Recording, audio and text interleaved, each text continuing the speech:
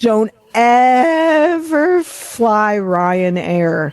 No. Ryanair is the Spirit Airlines of Ireland. Everybody, on today's episode of Madge Unmuted, we talk about Chris's obsession with QVC.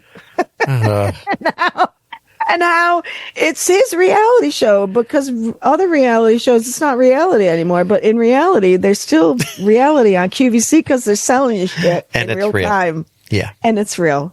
On today's episode of Madge Unmuted, calling in, the water's fine. Hey, everybody, and welcome back to another episode of Madge Unmuted. I am your hostess, Madge Madigan, and welcome. We're back.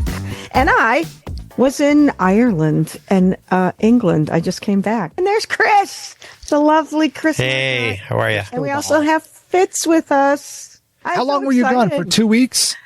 Yeah, just shy, but yeah. Tweaks. Ross is shy, but okay. Oh! Hey. And can you see? Okay, my rugby shirt here. I was gonna wear. I have this beautiful Aran Islands sweater. I don't know if you know about that. Aaron Gobralis. Yeah, that's me. No, and so I was gonna wear that, but it's like hot as fuck. So I decided to wear this. So this, you probably can't tell. What number is it? 129 or something? 180? 1829. 1829. So one of the first things we did when we got off the plane, we went straight to Tullamore and we toured the Tullamore Dew distillery. Nice. And because we served that at the bar at Cigaretta in Fairhaven, New York. And so we did this fantastic tour. It was wonderful. I would like to give a big thanks to Dan Dennison from Rochester, who works for, I think, what is it, Grant and Sons? But he works for Tullamore, essentially, and all the brands that they own or belong to the family. So anyway, so he set us up. So this guy did the nicest thing, too. He prepaid a tab at the gift shop. Oh, my gosh. For us. Yeah. That's awesome. And it was... That's classy. A lot of money. Yeah. And that's real classy. I got this rugby, and it's gorgeous, and it's great. It's great quality. It's not shitty, it's handsome. Yeah, I mean, you got to play rugby in it. It's got to be, it's got to last. I got to play Gaelic football in it. So, and then... and I also got this other old kind of, it's like they used to be concert t-shirts that had the different color arms. Oh, yes. I know what you mean. Yeah. Yeah. So they call them baseball shirts. And I got one of those that was green and white and had Tullamore. And, nice. So yeah, it was just, I can't even begin to tell you, Galway is my place. Is it? Those are my people. And the people in Ireland are the friendliest people. Well, I haven't been every place on earth, but the friendliest people but almost. I have ever met. I mean, they just start talking to you in a bar like they've known you. And it's not in an obnoxious way. It's just hey, where are you from? It was always where you from. But they even say it to each other, and it's never awkward. Just everybody expects it from each other. And then they're all taking the piss. Yeah, taking the piss. Giving them the business. I mean, they just rib each other. And oh my God, we met this crowd of 3-4 guys. Oh my God, this is a whole nother story. I'm gonna spend the next episode. I'll have to prepare. And we ended up hanging out with these guys that were down visiting from Northern Ireland, and they started. There was this group of young guys in their 20s, and they started giving them shit, and they're like, the Dublin boys are here, because I guess they look kind of young city boys or college boys or whatever, and they're like, oh yeah, they're like, hey, why don't you go outside? They said they need you out there, and he sent the kid outside. He barricaded the door. Oh my God. And then all his buddies are laughing, and he's laughing, and he walks in, and he's like, oh, okay, what'd you elect me for to one? And he's like, oh, because you got the worst haircut. And, oh my gosh. It was just nonstop laughter, making fun. I don't know. I can't even explain it. I don't do it justice, but it was a lot of fun. And then did you come upon any of your old relatives? I did not. No. Although I was told where to go and where they were, and but we never got there. In 7 days there, no, how could you? Cannot.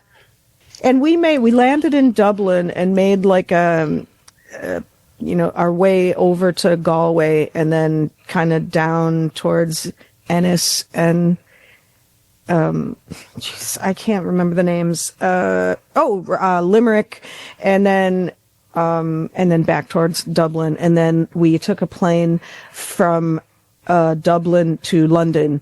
Oh wow! Don't ever fly Ryanair. No. Ryanair is the Spirit Airlines of Ireland. It is the cheapest, and they ended up double charging us for a carry-on bag.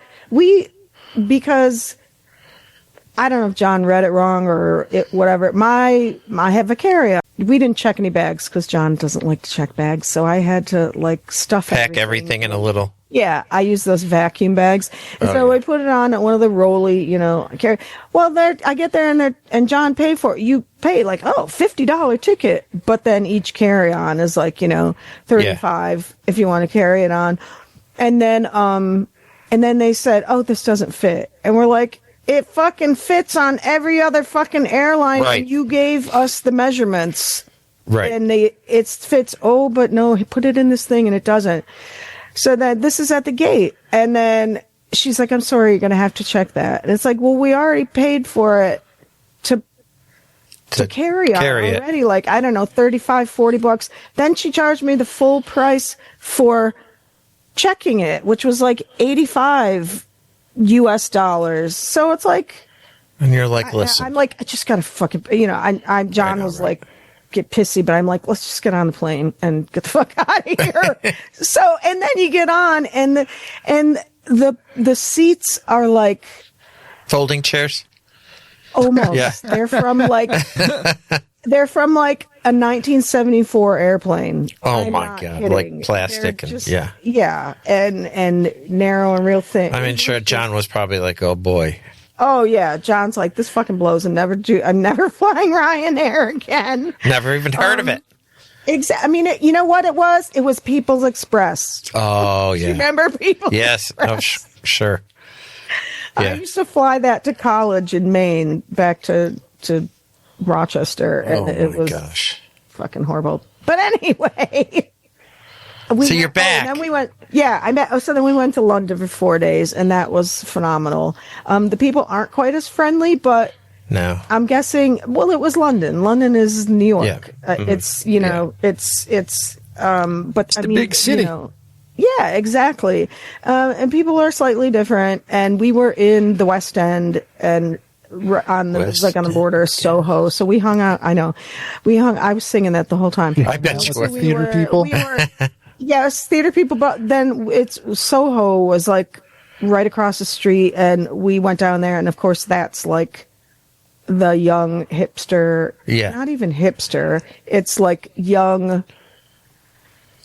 yuppie, remember? Yeah. Kind of, it's just, I don't know. It was just a weird crowd, but we had a lot of fun. We did some really cool things, but I'm guessing if we went to more of a place like Manchester or something, that the people would have been a little more fun. Probably that we came across. But I don't think you're going to find them more fun than Ireland. From what oh my God, no, yeah, no, just.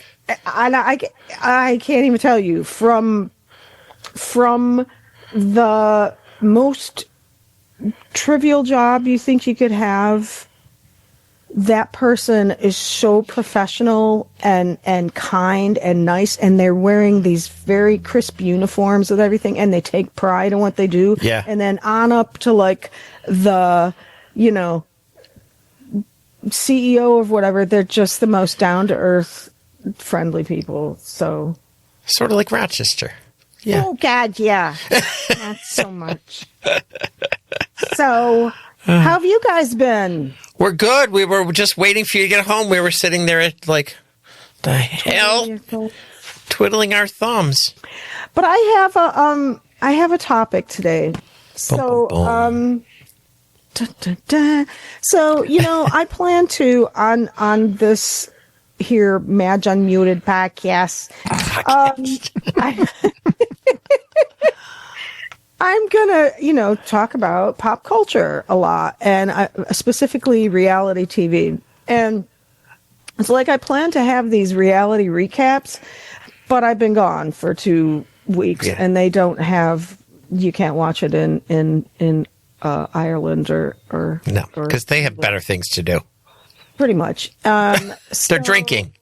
Yeah, exactly. No, it's all like, they have RT, which is and then they have BBC. So, it's all state run stuff, and a lot of it's very highbrow shit. So, but we watched some really cool things. Oh, Fitz, we spent one lovely evening before we were going out. We were getting ready, and we watched a documentary on cheese the making? Nuremberg trials. Oh. Nuremberg trials. The Nuremberg trials. Before that, that's fun. That's always fun. Yeah, it was a great, pregame to go out. I mean, then you're hyped up. We both loved stuff like that, so it was very interesting. We like history, not specifically the Nuremberg trials.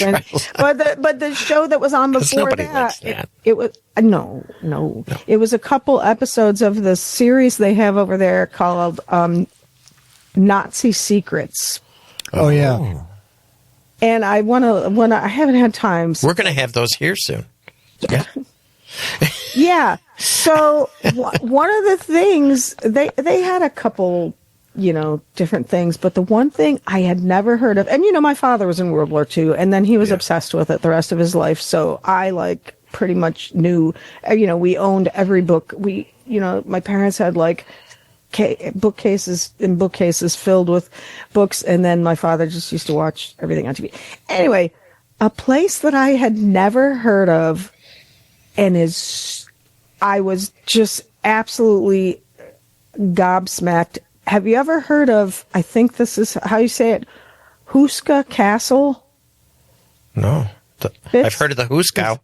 Is that the SS holy place? The castle where Himmler put it together for all the SS to come and worship, and it's got.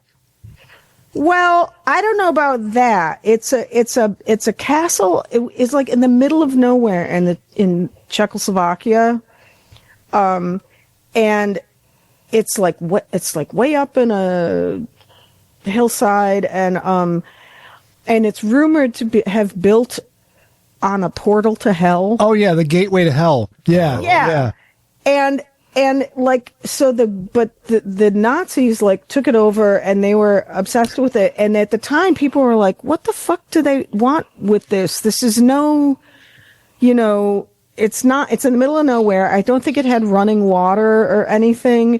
And they weren't. Because they talked about right before that. It was another place that in, I think, Germany, that was an old school or something, and that it was supposed to be, housing, but they converted it to all ovens and whatnot. But anyway, and that's where they dumped all the books and stuff, right?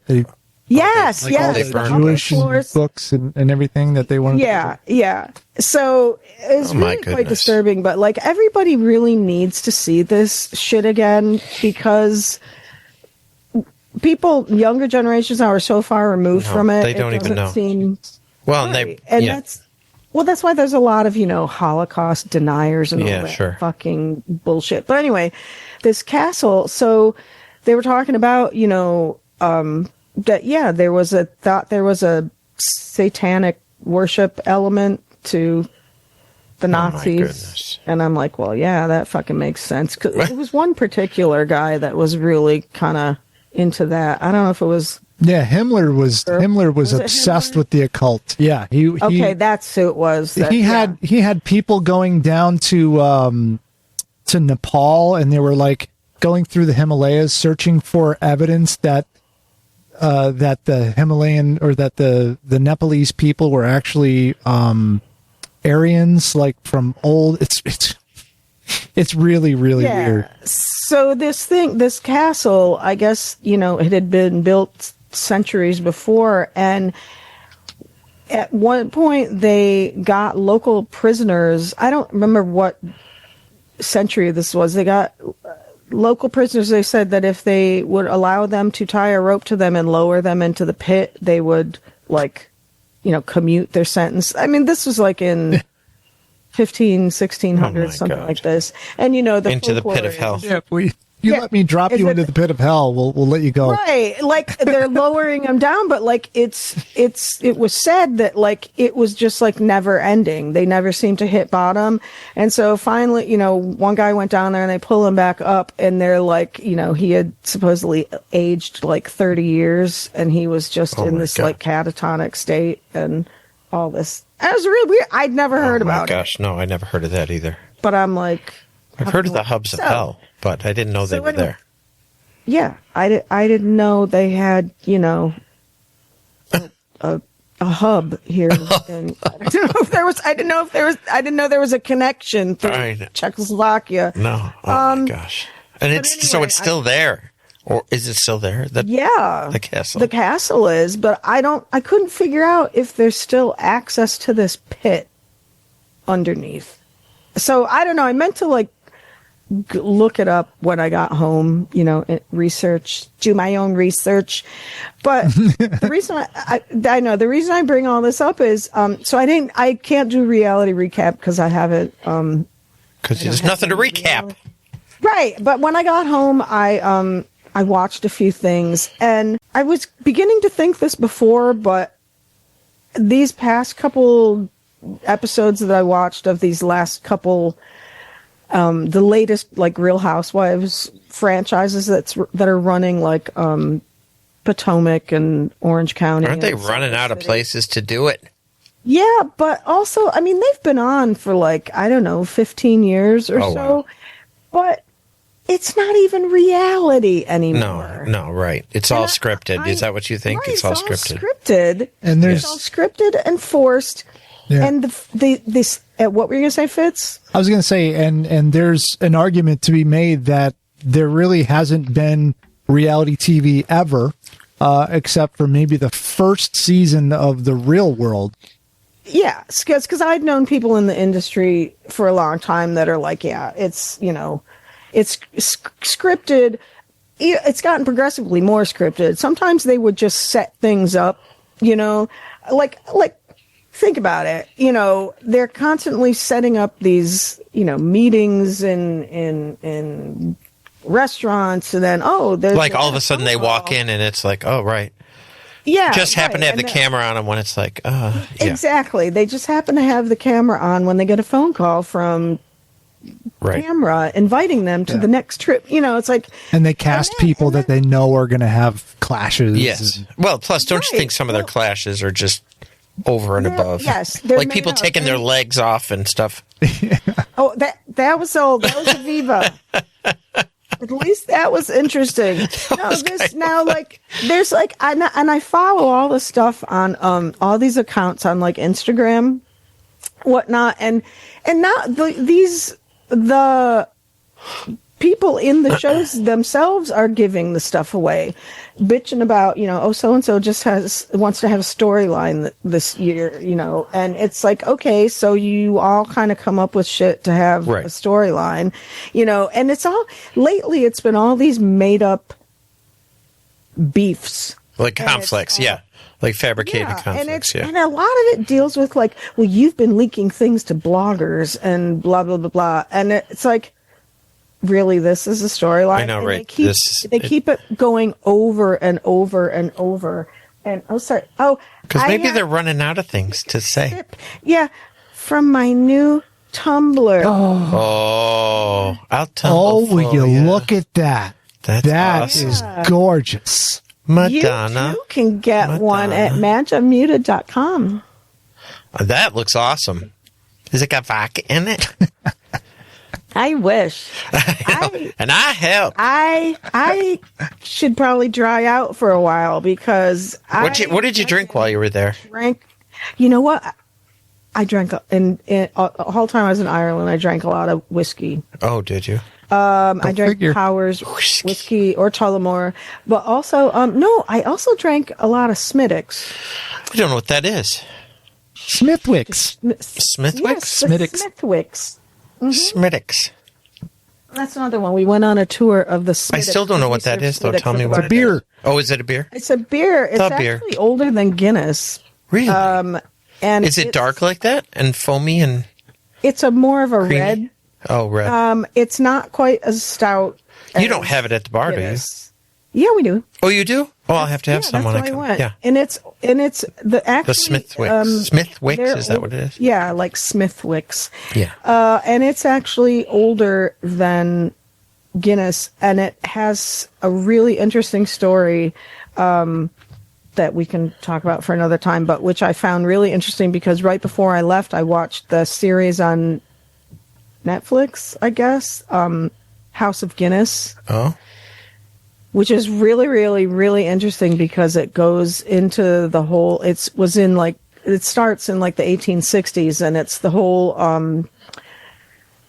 They're Presbyterians or Protestants, excuse me. They were Protestant Irishers, Northern. The Wasps. And, at the time back then, yeah, exactly. And when Ireland when England came to Ireland in like 1250 and like they took everything away from the Irish or from the Catholics and said, you're not allowed to own any land. You're not allowed to own any business. You're not allowed to be anything other than a, worker bee. You can't hold any things. And the Guinnesses were pretty much assholes that were anti-Catholic. So anyway, and Smithwick's were Catholic, but the way they got around owning they weren't supposed to own the brewery. They leased it from a local Protestant guy who was kind of Catholic friendly on the DL, but I mean he was making money off them. So of course, duh. Yeah. So and anyway. it's still in business after all these years.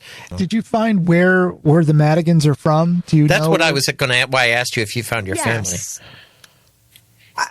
See, the problem is what happened was so many, like both sides of my family, both of my parents come from Irish Catholic from Ireland. So there's a whole lot of people in this line of succession, and they didn't all just come out of one village. No. There's, this one marries this one, and this one marries this one, and they came from this village, and then they so we're all, so the last people, which was my great-grandfather Madigan, Michael Madigan, and then my great-grandfather Callaghy, which was my dad's. Oh, fuck, I don't know. Anyway, before they emigrated, you mean? Madigans that were from. But I was always told, my great great grandfather. So both my great great grandfather and my great grandfather came together. Oh. From Ireland, and then they got in New York City, and they worked the railroads all the way till it ended in Dunkirk. Oh my gosh. And like most Irish, and then that they got out and they all settled here. So so I was always told my great great grandfather Dennis, who's buried here, he was born in Rathkeil, which is Limerick County. There once was a man from there. My sister Molly, who does all the genealogy. I mean, she's got 300 pages of shit. Okay, so is there a village? And then I have a distant cousin here, Brian, not here, but in the States, Brian Madigan. He's like, oh, did you go to some other little town name? And I'm like, no. And he's like, oh, well, that's where grandpa, grandma, blah, blah, blah. And I'm like, I got 18 fucking great-grandparents and great-great-grandparents and great-great-grandparents, and they're all from these little dinky towns all around. It's like... So you must have family still there. You must. Oh, I do. Yeah. I do. Yeah, and they're like, you got to go visit so-and-so, and she's here, and go into this shop here, and there are your cousins, and then... And knock 3 times on the ceiling. Exactly, and they go go visit Aunt so and so, and please. I mean, if you went on a family trip, it would be different than on vacation, right? Right, but I went to the basic areas, and I gotta tell you, it felt fucking magical. I mean, I felt like the spirit, like you belonged there. I mean, it's my roots, my roots. Exactly. I felt. Well, everybody must have looked at you and been like, because you look like you could have grown up there. Oh, I mean, you just have the look. Yeah, like they're like, they would say, we're a couple old guys, they're always teasing. They're like, so where are you from? And we would just say, New York State. And then John's trying to go, well, we're from Western New York, blah, blah, blah. I'm like, shut up. Just say New York City. So New York City. Yeah, well, they would automatically go New York City, and he's like, "Well, no, we're not from." I'm like, "My kids live there, though." Spend enough, right? I'm like, "You went to college there, whatever." Right. These people don't know who the fuck. This one girl, she owned this little shop in Galway that sold chicken wings, and I took pictures of it. Oh, from buffalo wings? Did they serve them like buffalo style? Yeah, like they had this whole... And you're like, buffalo. Wall that you take I forget what they call it, like the saucy something challenge, like whatever. It was really kind of funny. And they just called them chicken wings. I'm like, I come from where chicken wings were invented. I'm like, she was from somewhere else. Like, I don't know if she was French or Eastern European. Yeah. She didn't talk loud enough for me to pick up. And so I'm like, yeah, have you heard them called buffalo wings? And she's like, oh, yes. And I said, that's where I'm from. I'm from Buffalo, New York. And she's like, oh, there is a place named Buffalo. She didn't even know that there was a place named Buffalo. She thought they were made out of buffaloes. Buffalo, yeah. And I'm like, no, it's a city in New York, in the U.S. And she's like, oh, I'm like, you own a whole business based on chicken wings. And you don't even know where they came from. They don't come from buffaloes, lady. Damn it. Now you got me craving buffalo wings. I know, right? Sorry. You can have one, Fitz, one. And by the way, can I tell you, everybody in I want to say the UK, but Southern Ireland is not part of the UK, only Northern Ireland. So, that whole Ireland, England, everybody says sorry. Sorry. Fuck everybody. That no wonder you have it. No wonder. Yeah. Well, no. It's in your DNA. A lot of people here in this area and up to Buffalo say sorry because that's what they say in Canada. Yes, it is. It's very Canadian. Canada. Yes, it is. Sorry. So, yeah. So when I moved up to Rochester, take off you hosers. Sorry. Right. They're like, what the fuck is that? And I'm like, I'm sorry. Sorry. So then I go over there, and John says like sorry or something like that. And so they went over there and they were like, oh, sorry, mate. And I was and you're like, see, fuck you, see. And that was a weird thing. They say a lot of things that we say. Do you think it's because? Oh, I thought maybe the Dunkirk thing came from Ireland, sort of. No, it's my family, and people now, I told you 100 times, people say, you're not Irish. It's like, you don't understand how it works in the U.S. People came over and everybody came from somewhere else, and they still identified with that. They carried on the customs, cultures, traditions, of course, whatever. And the food. I'm like, okay, I'm a couple, things down, but still my mother was raised by, and my dad was raised by grandparents. In the midst of grandparents that had just come over. Yeah, of course. And so, they were saying, now, of course, I can't think. They would say, sayings and songs and stuff, and I'm like, oh, my God, I fucking say that all the time. Right, and that's where it came from. They say it over, right. Because I do think you're just it's sort of just in you. You yeah. know? Yeah. And so, I mean, because you don't realize how your grandparents, little things they said and sayings. And, my grandmother used to say, like, for crying in the sink and stuff like that. Like, right. Like stuff that when I say it now and people are like, for crying in the what are you talking about? And I'm like, I always visited all my grandfathers. He had like 8 siblings. My grandmother had like 11 siblings. And then, yada, yada. So anyway, but they would say stuff like, you kids get in here right now, or I'm going to give you what Patty gave the drum.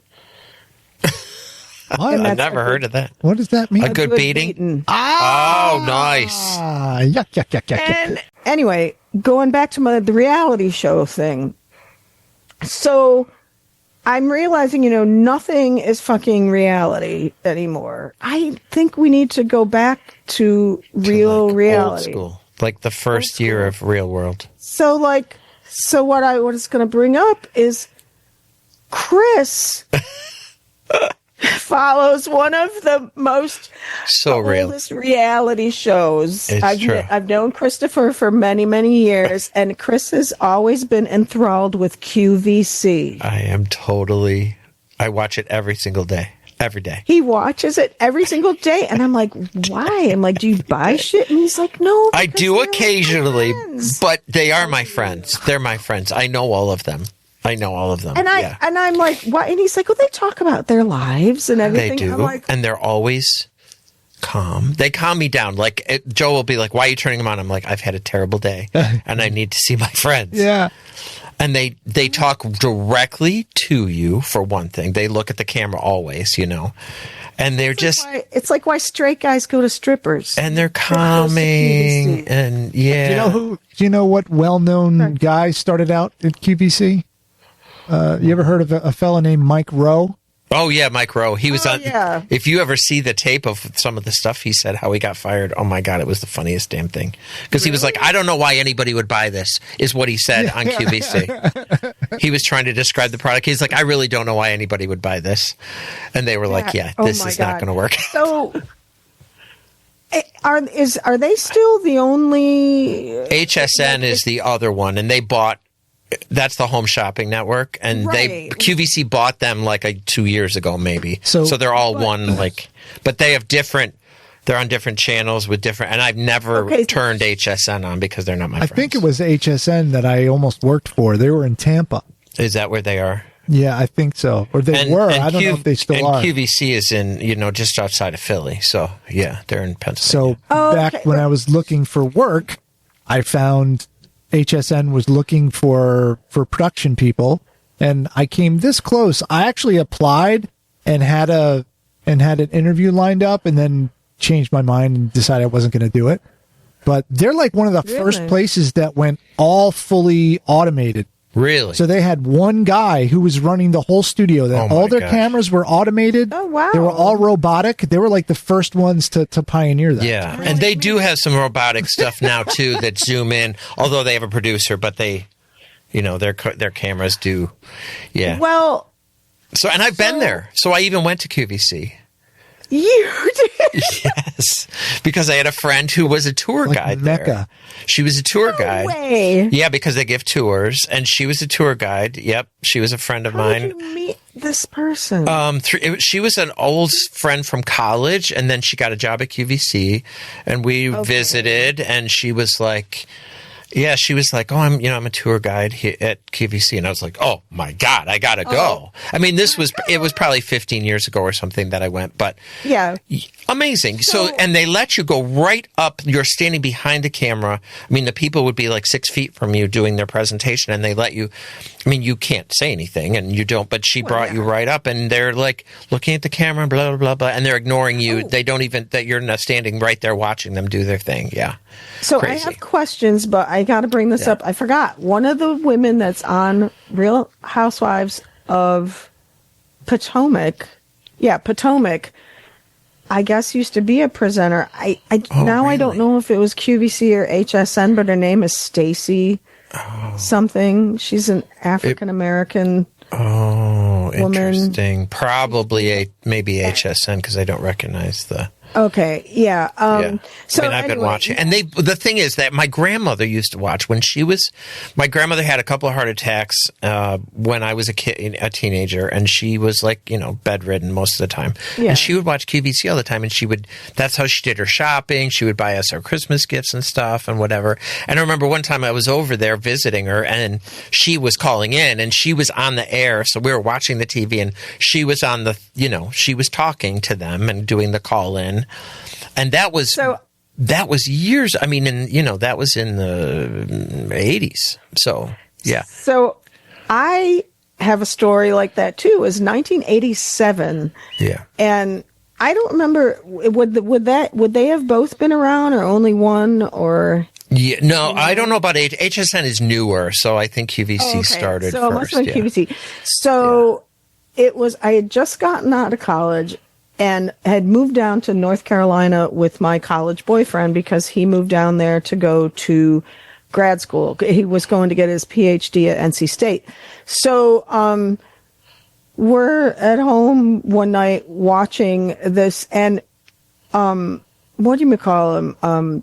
CD players had come out. They were a new thing. It was like $800. Right. Yeah. Right. And I don't know why. I have no idea why, but I don't know if you couldn't find one in a store. I mean, it was before before Best Buy and all that stuff, probably. Yeah. Yeah, right. So we're watching it, and somebody else we know, I guess, had bought one online, and Jim's like, oh, I guess if we ever find one, whatever. And so one day they're on, and they bring up a CD player, and he's like, oh, I'm going to call up and get it.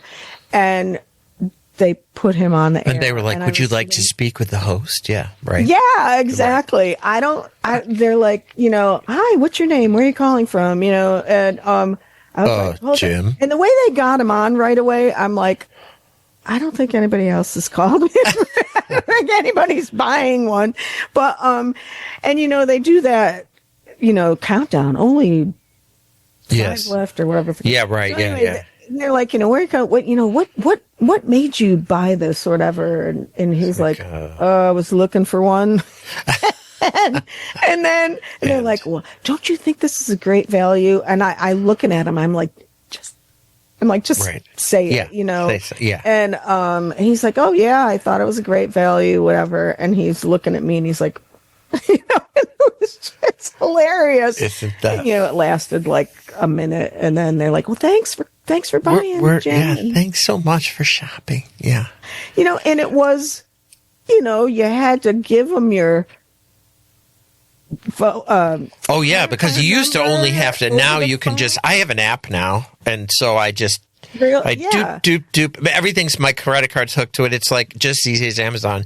Click. Yeah. And it just goes. Yeah, because I buy stuff once in a while. Yeah. Call a number. And yeah, right. And now they're like, oh, use your app and whatever. Yeah. So, the thing about that is that every single night of my life, unless I'm traveling, and then they don't have QVC. Like I was just in Jersey for business, and there's no QVC in the hotel, and I'm like, all right, I'm going to call down to the desk. You can't. I went through every freaking channel, and I'm like, you can't. So you know what I did? I put it on I have the app on my tablet, on my iPad. Tablet. Mm-hmm. On my iPad, yeah, and it's live. It streams live, so you just click the app, and it opens up, and so I watched it for like an hour before I went to bed. But they're so calming to me. I know it's the craziest thing, but I also feel like I know them. They've been on there for most of the hosts have been on there. They've been on the air 38 years or something. And so most of the hosts have been on there, or a lot of them, the whole time.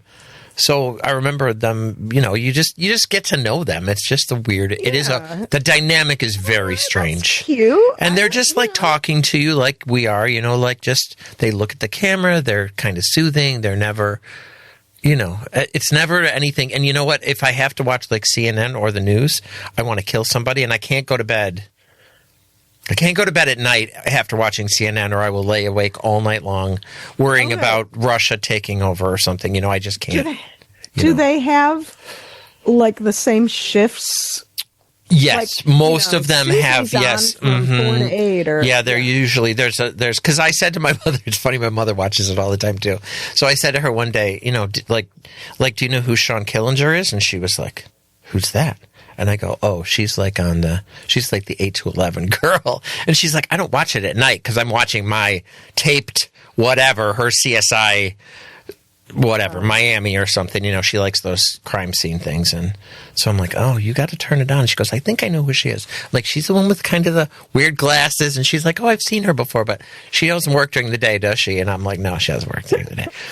Isn't that okay? funny? So if they do, who's your favorite? Do you have a favorite? Or David? Like David is the one. He's the kitchen guy, and he's a gay guy that sells, you know, mostly kitchen stuff and that sort of thing. And I've met him. So because when I went on the tour, I met him. I have a picture of us. I'll sometime, you know, I should send you a picture, and maybe next time you can bring the. Had I planned, I would have sent you the picture of the two of us with our arms around each other at QVC. Yeah, it's pretty funny. Oh my God! And and he's been on 35 years. I think he just had his 35th anniversary. Wow. Yeah. What a great career. Cake? I know they did. Yeah, they gave him a cake. And then he got like really, really big, like huge, because he did all the food segments. And they sold food. Oh, yeah, he probably gained 100 and some odd pounds. I mean, he was huge. Serious? He was very like modelly looking when he first started. And of course, he was young. And now he's 60. And he was way overweight. So then he like went on this thing where he doesn't eat, no carbs, no nothing. But the other day he was like, you know, selling chocolate or something. And he was like, well, maybe just one, you know. And so, but he has to like, you know, and then for a while he wouldn't eat any. And then I think they're like, you're the food guy. You have to eat this food. You cannot say I'm not eating it because I'm on like a no carb diet. So then he'd have one. And then the other day I noticed he had like 3. And I'm like, you're gaining your weight back there, mister. But You know what's interesting is you can kind of make a parallel between the QVC hosts and you as a viewer and what radio used to be like for people. Yes, because you like gather around yes, and there's like they're talking to you, right? Yeah, and because that's what radio people, they're talking right to you. Yes. And radio was always character personality driven, local, so in the morning those people that you listen to the morning show, they were like your friends. Yeah. And like Wheeze, I felt that. I've always felt that way about Wheeze. Same. I used to set I had a little alarm clock that had a radio dial on it, and I had it set so every morning it woke up as soon as his show started in the morning. That's when my alarm went off, and I would set it early so I could lay in bed for like a half hour before I had to go anywhere to listen because I just loved him. And it's the same sort of thing. I always felt like when I heard his voice, it was like, I don't know, soothing or calming, or it was like a home thing. Yeah.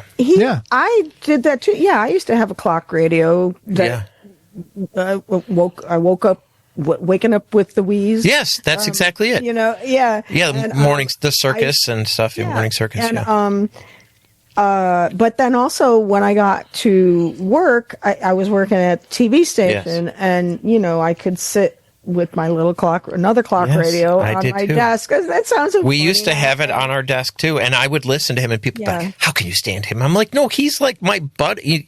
I always felt like it was like, I don't know. Yeah, just weird. Yeah, but also though, then working in TV, I did know him because he used to have that late night show that he taped at. Yep.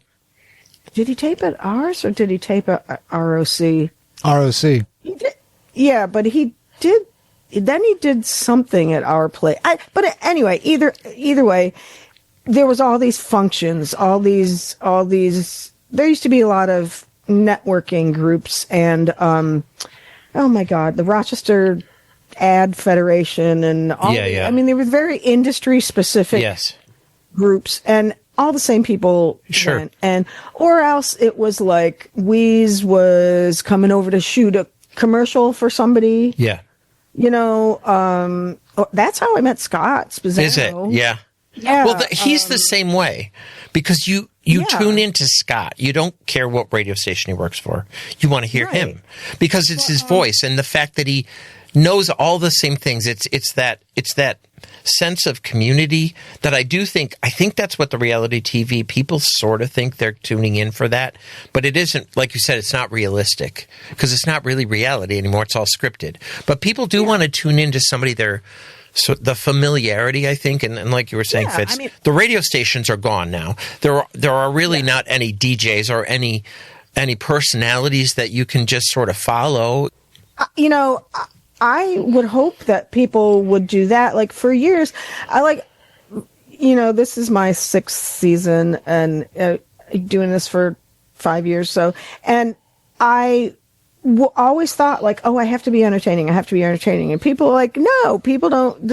They want to listen to your stories. I'm like, who the fuck would want to hear my stories? But they do. I think, that's why I'm so into podcasts now. I listen to podcasts all the time because, and then the more familiar you become with the host, the more you're like, oh, I want to hear what happened this week, and then you tune back in again. And I have ones that I listen every time the episode comes out. I'm like, I go right to it, So people, when I used to blog before this, and that was I started that in 2005. Wow. And I would always talk about myself because I was going through my divorce. Sure. Well, actually, I think I'd just gotten divorced, but I had 3 little kids, and Jim, I think by that time, had moved back to the East Coast, and I was dating. So there was a lot of material. Yeah, sure. Yeah.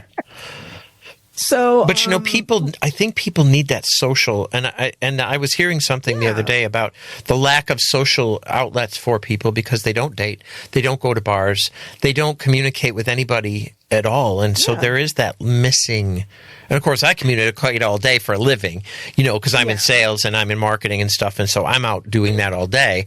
But not on a deep level, Not that I'm on a deep level with QVC hosts, but I do sort of feel when I get home, I just want to hear somebody talking, sort of kindly, and it just settles me down. And it's and politics in the world is crazy, so they avoid all of that. So it's more of a calming, and Joe's like, really? They're selling bras. Can you watch bras? Can you please turn it off while they're selling bras? I'm like, I will turn it off when they're selling bras because I don't want to see that either.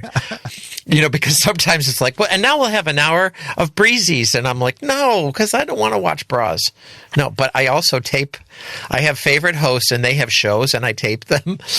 Well, I have not with real tape, because that sounds kind of old. We don't. But my I always laugh. Sorry, on a quick aside, I always love it when you're watching a video on TikTok, and it's usually of like a Karen confrontation or a fight or something, and somebody's holding the phone. They're like, "I've got you I'm taping you. Are you taping me? I got you're videotaping me." And I'm like, there's no tape. Anyway, so I have it because every once in a while, like when bras come on, I'm like, I have a backup. I don't play for that. No, I'm not watching Breezy's bras. No, not doing it. No. So I have a backup, and sometimes the thing is, if I turn it on before Joe realizes that I'm watching a tape, then he thinks it's live, and then sometimes he's like, "Wait a second, they just said it's Monday morning," and I'm like, "No, they did not say it was Monday morning." He's like, "They just said it was Monday morning, and it's Friday afternoon or evening," and I'm like, "No, they didn't say that, Joe." Because I'm watching a tape. You should play a trick on it and watch a recorded one and then say, I bet she's going to say this. Oh, right. Yeah. Well, sometimes they flub up so bad. And one time I had this taped episode that was the funniest damn thing because they totally said the wrong thing and then they laughed and bolted over and then the camera's shaking all over. And, they had to go off camera and they came back and they couldn't hold it together. And I thought that was hysterical. So Joe's like, didn't we watch that the other night? I go, no, they just did it again. He's like, no, that is definitely something that you taped the other day. Anyway. They're just my friends. So I guess I need more friends.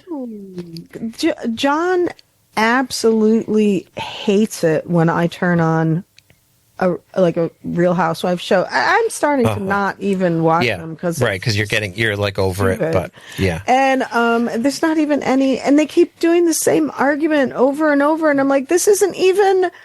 It's not even a thing. Why, right. Why are you arguing over, well, she told her and she said that she told her and then they told that she wasn't the one that did it because they told her. And I can't. And you're like, listen, this is too contrived. Yes.